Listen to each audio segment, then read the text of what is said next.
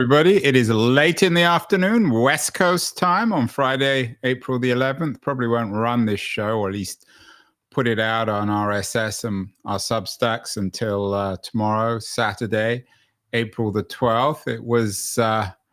It is a That Was the Week show, a summary of tech news and economics news. We missed it last week. I was away in Europe, so we haven't done a show, Keith, for a couple of weeks. Did you notice what I did last week in your absence? I didn't notice because I was in Europe. I had better things to do than I used the Google Notebook podcast maker, and I made a version of you and me doing it without either of us there. Wow. Well, we've got an AI replica. You're putting me out of work, Keith. You're making me redundant. But I was going to say, I've been away a couple of weeks. Not much has happened in the last couple of weeks, has it? No, it's been very quiet. I mean, especially Tottenham and Manchester United.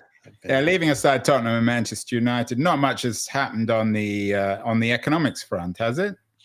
Well, Andrew, as you well know, lots has happened. And your editorial this week is entitled "Whiplash." The world isn't ending, but the West is. So, has the West ended in the last couple of weeks since I spent a nice week in south of France and Barcelona, Keith?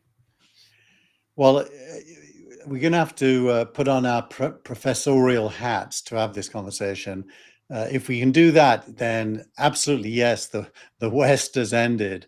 If by the West we're referring to the post-Second World War settlement, the political and economic structures that are represented, blah, blah, blah. Yeah, well, certainly something's changed. In your editorial, you suggest that there is a kind of end of the West, or at least Western economic domination.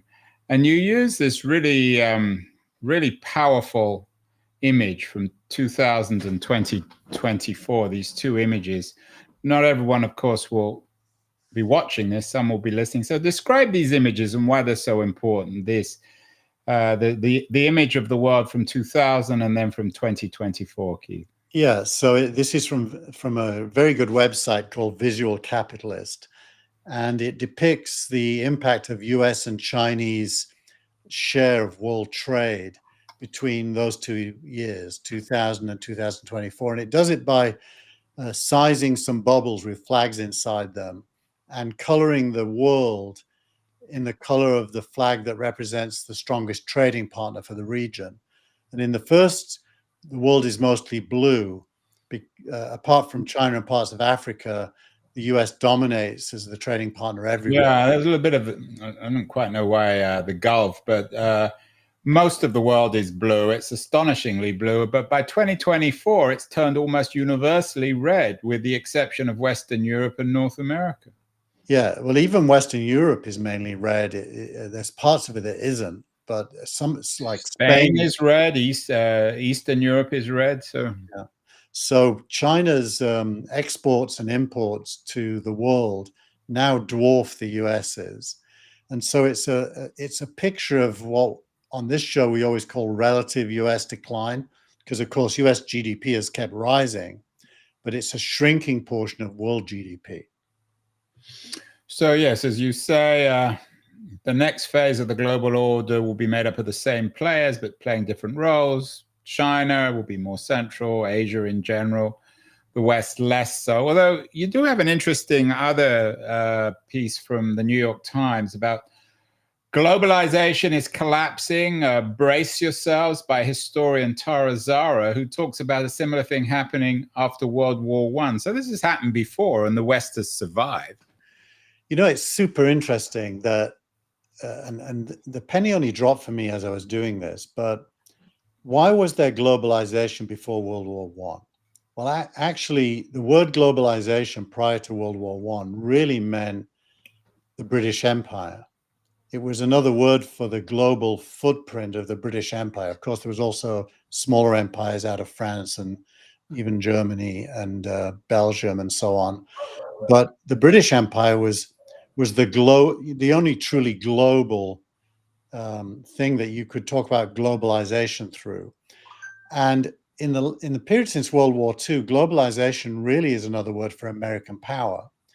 So the idea, the word kind of implies that everybody's playing, but actually globalization is the word used when there's a single dominant player in the whole globe. So the truth is there isn't really ever been true globalization. It's just a word for the dominance of one player. So it's a euphemism for American domination. So I don't want to turn this into another debate about Trump, because that's all we ever talk about. It seems not you and I, but most people. And of course, now I'm going to ask the Trump question. In your view, do these tariffs make any economic sense? I actually think they do, but I don't support them. Let's say that. But if you're asking, do they make sense? If your only job in life is to slow down the relative decline of the United States vis-a-vis the rest of the world measured by trade, I actually think it makes a lot of sense. What doesn't make sense is how he's doing it. But the idea of getting other countries to remove tariffs, and if they don't, you'll place tariffs, is not stupid. Yeah, you're always a little more tolerant of Trump than some other people, which I don't necessarily mean in a critical way. One of the pieces you have is from Tom Friedman of the New York Times, who's often wrong. He argues that we misunderstand China. Why is, perhaps rather than the real story here, America, why is the real story China, according to people like Friedman? You've always been a China optimist, Keith. Well, I've spent a lot of time in China, and I've done business deals with the government in China. So I would like to think that my experience allows me to have a point of view based on real engagement. Although I will say, since the Xi government, I have not been in China, so my view is probably a little bit out of date. I think Friedman was triggered by a visit, like a little bit like me. He went to China, and most of this article is him describing what he saw, which blew his mind in terms of the rate and scale of modernization and the use of wealth to, if you like, build up Chinese infrastructure to a level that's beyond American. And he came back and said, okay, these people are not the people I thought I would see when I went to China. I didn't see Communist Party members with guns on every corner policing the population. What I saw was wealth and abundance. And then he takes it from there. So I don't want to turn this into a broad conversation, a referendum on Trump. This is supposed to be a show on tech. How does, in your view, there's a lot of stuff in this week's newsletter, a lot of interesting pieces. One in particular from Spyglass about Trump throwing Apple under the tariff bus. Big tech in particular, has had a brutal couple of weeks, almost uniquely brutal, it would seem, certainly in the last few years. Is Trump gunning for big tech here, or are they just the unintended victims of this drive-by shooting? Unintended victims for sure. I mean, Apple's a great example. Apple, quite rightly, took advantage of world markets to create supply chains for its iPhones and other products that included manufacturing in Asia, not just China actually, but India, Vietnam, other places, and assembling some stuff in the US, but mostly not. And by doing that, is able to deliver an iPhone to us at the somewhat cheap price, as it now looks, of about $1,000. If they didn't do that and they repatriated everything, you're looking at $3,000 to $5,000 as the price of an iPhone. So globalization by companies is productivity. It's another word for productivity. And when Trump puts duties and tariffs on China, they include Apple, because a lot of its products come out of there. If you ever buy an iPhone, it's often shipped via DHL or whoever from Shanghai. So the true global market is big tech's canvas. And if a nation state, any nation state, starts acting like a nation state against global markets, domestic companies are going to suffer as well. Another interesting piece about a US-made iPhone is pure fantasy from Nick here from Pixel Envy. Is that true? Is it conceivable that Apple will just have to retreat and set up soup to nuts factories in Oklahoma or California where the iPhone is manufactured? Well, I think it's myth, because the preconditions for doing that would be that you can manufacture everything in an iPhone here. Think about the 3 nanometer and now 2 nanometer semiconductors that TSMC build for Apple. There's no possible scientific way to build them in the United States. They're built in Taiwan mostly. So it is a fantasy. And if it was to be attempted, it would take hundreds of billions of dollars and probably 1 to 2 decades to get to the starting point.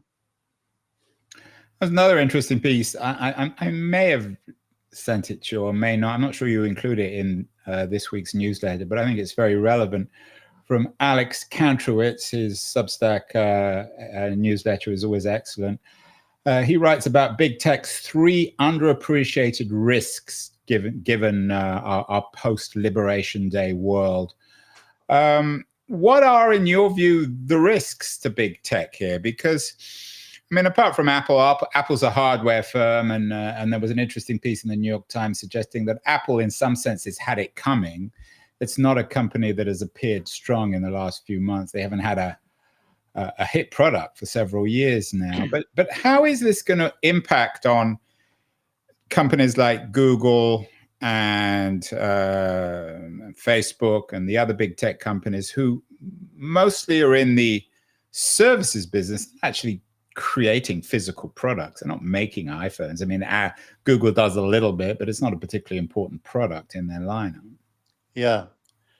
Well, obviously the hardware guys are most affected. Intel being one of them, Nvidia is very affected. Apple, Samsung will be very affected. The software guys may think they're invulnerable, but if you look at how the money flows with, let's say, Google search and advertising, a lot of it is domestically generated and goes to Ireland, where it's placed for tax reasons. Ireland has the most rapid rising GDP in the whole world because of that. And of course, none of that goes to the Irish people. It's all sitting in bank accounts for big tech. It isn't inconceivable that there could be tariffs on services. Right, and as we speak, Ursula von der Leyen, the European Commission, told the FT that she wants a balanced deal in terms of the new tariff arrangement with Trump's America. But she warns, and I mean, this is not some spontaneous remark, it must have been carefully thought through, that they could hit US services in retaliation. So it would be big tech companies like Facebook that would suffer from this. Yeah, look, everyone suffers if there's friction in economics. Economics, another way of thinking of economics is it's the pie of all the wealth in the world. And that pie is made up of lots of cross-border flows. And if those cross-border flows become full of friction due to tariffs, and not to mention economic consequences that means that prices go up and so on, it generally is bad for everyone. And so the argument I'm making in the editorial is Trump's prepared. Trump knows this. He's not, much as it appears to be different, he's not an idiot. He knows that what's going to happen here is that the pie will shrink massively, by the way, hence the recession word that's been bandied a lot around this week. And however, the American portion of it might grow, because his primary goal is to slow down America's decline. It's an act of a weak nation to do this. And the goal of the weak nation is to protect itself from further decline. And in that sense, it's both rational and tragic at the same time. But human history is rational and tragic, perhaps. It's a reflection of that. Kantrowitz talks about, in his piece, about a big tech tariff, which we touched on. He also talks about one of the other consequences of a tariff world is a retreat from US AI models. Any truth in that? How is this going to affect this growing AI race between China and the United States? Well, actually, the one bright spot in the US, big picture is AI. And I see absolutely no prospect of American AI slowing down in the rest of the world. None at all, because it's good, and it can be delivered cheaply in many ways. We talked about it being like water seeping into places that nothing else can. So I see no prospect of slowing down. I do think there are Chinese competitors. There really isn't a good European competitor, or anywhere else for that matter. So I think it's an American game to lose, and it's going to be very valuable, possibly worth trillions of dollars. Well, it already is worth trillions of dollars. Yeah. By the way, that was my last week's headline when you weren't here. Was I sneaked in the birth of the first multi-trillion-dollar AI company, OpenAI, who raised 40 billion at a valuation of 300. So pure AI company. I mean, obviously, Apple certainly isn't AI. I mean, Google is now increasingly an AI company. That's a multi-trillion-dollar company. And the third area, which I was interested in, what Kantrowitz observed, was weakening global intellectual property protection. Is this trade war between the US and China primarily, is it going to encourage piracy? Is it going to mean that intellectual property around the world will be somehow weakened? I know what you think. My personal view is China has passed the point in its history where stealing intellectual property it makes a difference. Yeah. I think they have enough internal R&D now. And actually, their sensitivity is having their IP stolen from other countries now. Probably. And, like you look at India and Vietnam as being more like outliers these days than China. So I don't think that's real. Do you think, though, in our age where everything is exaggerated, where we seem to be hysterical about everything on a daily or hourly basis, will historians look back at these 2 weeks in April and think this was as significant as COVID in the first week of COVID, or the Great Recession of 2009? I think it's more significant than that. I think the comparison should be the Bretton Woods Agreement that replaced the pound as the currency of world trade, and the end of Bretton Woods that got rid of the gold as backing for the dollar. I think this is the week where around the world treasuries started selling dollars because they no longer trust it. And America, as the unambiguous world leader on whose shoulders economics and politics and military alliances sit, is really no more. The UN and the World Bank and the IMF that were all formed under American leadership after World War II are no longer American institutions, even at all. So we've now got a multi-polar, or another better word, I think, is a fragmented world with different power groups seeking to look after themselves. Yeah, Keith, there was an interesting piece by Gillian Tett in the FT on this. She's always been a very intelligent commentator, entitled "Trump Tests the American Attitude to Pain." We're all experiencing pain in the last couple of weeks. We're all significantly poorer. What's your personal response to this? You must have lost a lot of money in the last couple of weeks. Good point. Let me just check. I haven't been looking. I have lost. Well, Several million dollars? no, I'm actually up today. Yeah, but not today, but that goes. I've lost about 10% of my portfolio, which in the big picture, if that's the worst What's the atmosphere though in Palo Alto with all your wealthy VC friends? Are they all experiencing the pain? I mean, well, look, Ted's really, I think, more referring to the kind of pain that will be a consequence of the inflation yeah. and scarcities of this tariff age. But do you think that the wealthy elites of the coast, California and New York, are they actually caring about this? My own personal feeling is I would actually sacrifice 15 or 20% of my wealth to see Trump humiliated, but maybe that's my own peculiar attitude to things. Would you also sacrifice it if American strength vis-a-vis the rest of the world improves and the long-term prospect is better for you?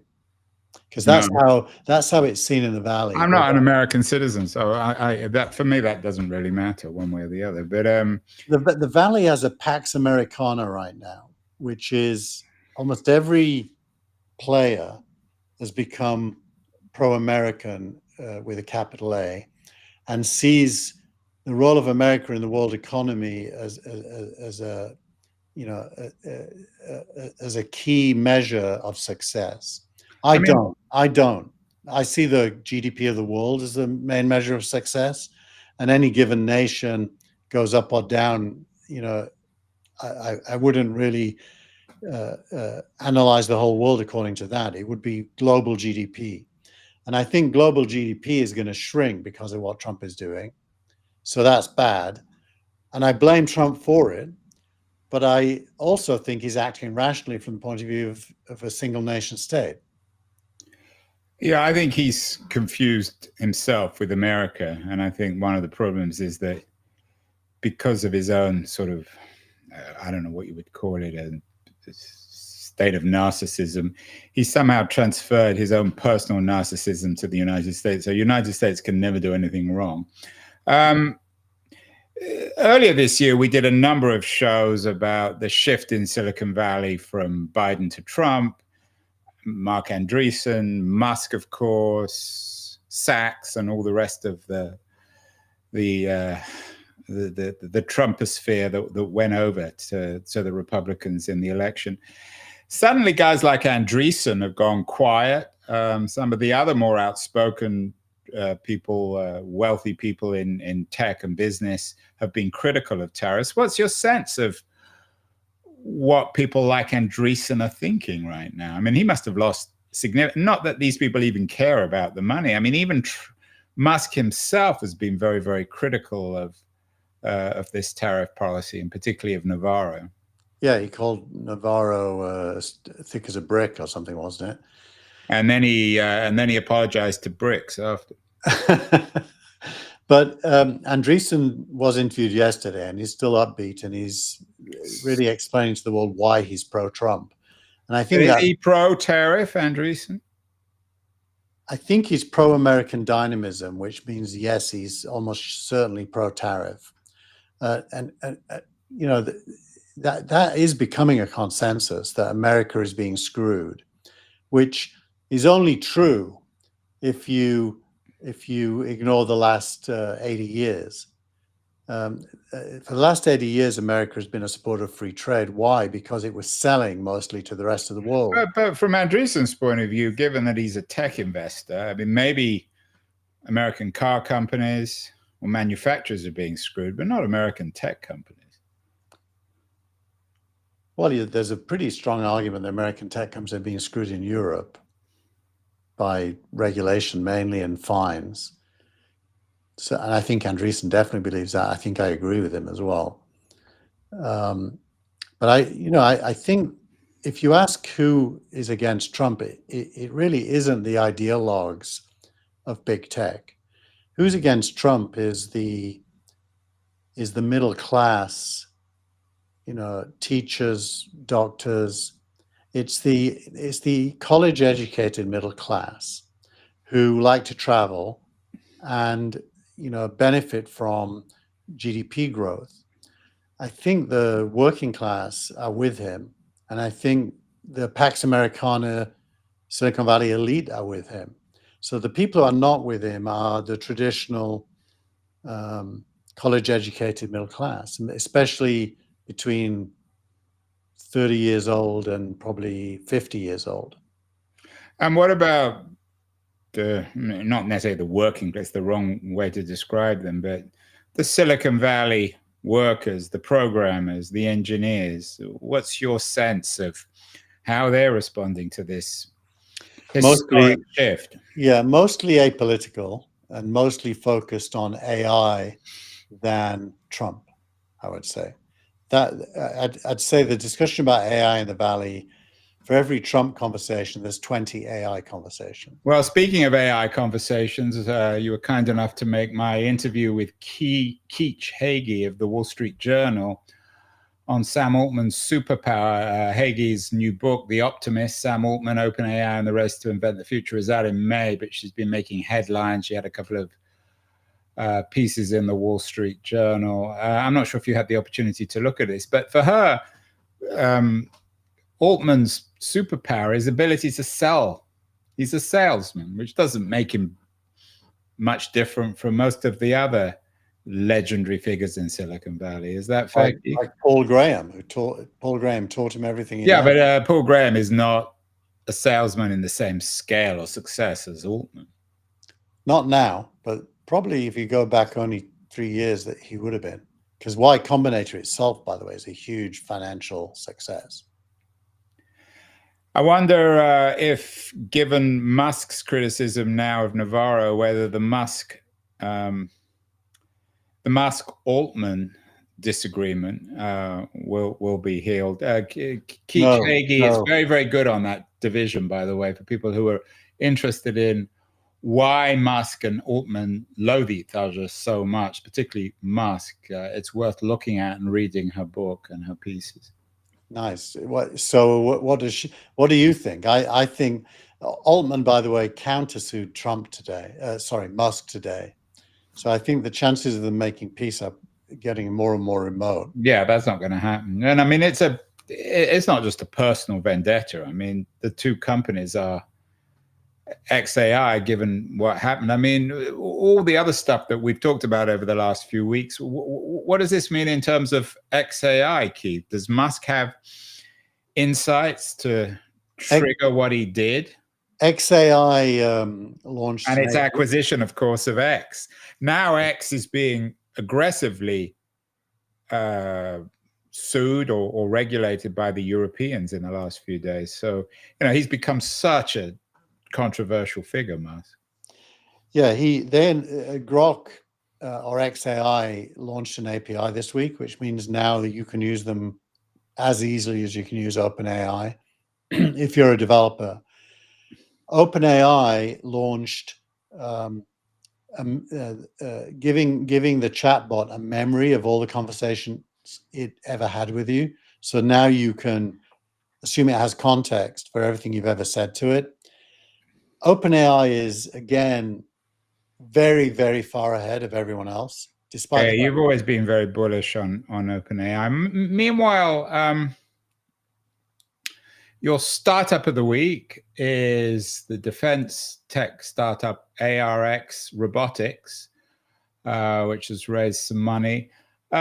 Is this new tariff world, this tariff, Trump's aggressive tariff policy, is this going to help these defense companies? I mean, as we have more and more militarization, more threats of not just economic war, but actually real war, is it coincidental that the defense startup sector is so strong? Well, this is notable because it's a German company at the beginning of a period of German rearmament. German rearmament is one of those scary phrases you really don't want to say out loud. But that's what's happening. And this company is selling to European, mainly, armies, including the Ukrainian. And this is an AI robot that plays the role of a land-based drone, which again is another scary idea, right? And it's being built in the UK. So there is a lot there's a lot in this startup that typifies what's new about the the world order as we know it today, where Europe is going to have to start building its own weapons. Yeah, was it Lenin? You're the Lenin expert, but Lenin famously said sometimes things don't change in world history for years or decades, and then sometimes you have a decade of change in a week or two. It would seem as if these last couple of weeks have been, in that sense, earth-shattering. Maybe I should go away to Europe more often, or maybe if we want to keep the world we have, I should stay at home. How was Europe, by the way? It was very European. Northern Spain and southern France, nothing changes there. Certainly no big tech. It's going to be interesting to see how this plays out, Keith. We will cover it as it unfolds. Finally, your post of the week is just two images in green and blue of a woman really with Whiplash. If you show the animated version, she's going left and then right as it turns green and then red and then green again.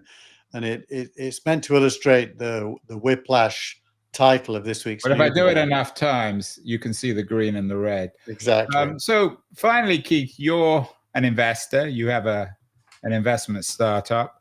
What advice would you give people? Should they be buying gold? Should they be selling? Should they be ignoring this news? I can't really I'm so bad at public market investing that any advice I give, you should definitely not do it. Well, tell everyone, and then we'll remind people, don't do what Keith says. But I think what you've got to do in this moment is look at things that are resiliently global. Interesting. So, most big tech is resiliently global. And no matter what nation states do, is going to keep growing. Are they the most vulnerable or the most secure here? I think they're the most secure because they won't shrink down to their domestic market. But in a world of tariffs, most things will. So China's domestic market is the biggest in the world. So it's the least hit if you're mainly selling domestically. America's quite big and is hit relatively less as well if it's mainly selling domestically. But most countries are hit big time if they're mainly selling to their home consumers. There are many, many companies that are inherently global who will not be shrunk down. Yeah, we will see. I mean, I brought this up before. Your startup of the week is ARX Robotics, a German defense company. I mean, if von der Leyen and the other Europeans really do aggressively go after big tech at some point, and this is a final comment, Keith, it's an ongoing conversation with you and I, but at some point, the Europeans have the resources to develop their own AI companies, their own search engines, their own e-commerce platforms. In 10, 15 years, there's no reason why the Europeans can't have their own tech sector. Well, the problem it may not be as good as Google or OpenAI, but it will be good enough for Europe. Yeah, well, it's a bit like, Russia had a car that people could buy and drive, but it sucked.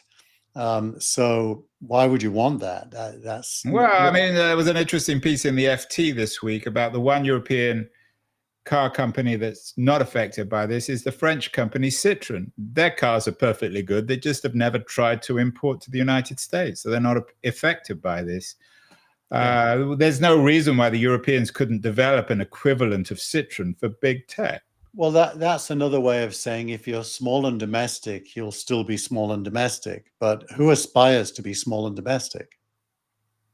I enjoyed driving a Citroën. I rented a Citroën. I've owned Citroëns. My wife, Jenny, actually, that was her first car when she was a student, one of those kangaroo style ones. Well, we shall see. I think Lenin was right, certainly in terms of this week, Keith. This was the last couple of weeks there, weeks where world history has been dramatically changed. Nothing will ever appear the same, but we will be back in a week. I'm not going back to Europe, so hopefully next week things will be less dramatic. Have a great week, and we will talk again in a week's time. Keep well, Keith. Don't lose too much money. Happy post-World War order, or whatever the right phrase.